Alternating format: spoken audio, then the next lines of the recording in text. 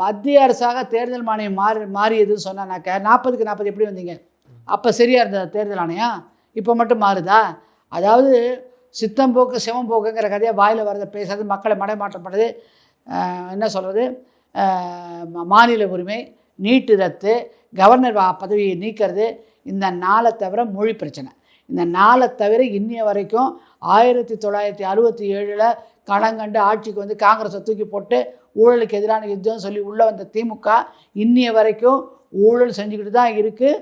ஊழலில் வந்து பரிவார கிரீடம் வச்சுக்கிட்டு இருக்க காங்கிரஸோடு சேர்ந்துக்கிட்டு தான் இருக்குது. காங்கிரஸ் எங்களால் இவங்க வாழ்க்கையை, எங்கள் திமுகவில் எங்கள் வாழ்க்கையே போச்சு, மத்தியில் வந்து அரசையே இழந்துட்டோம் அப்படின்னு சொன்ன திமுக காங்கிரஸுக்கும் வெக்கமானம் கிடையாது.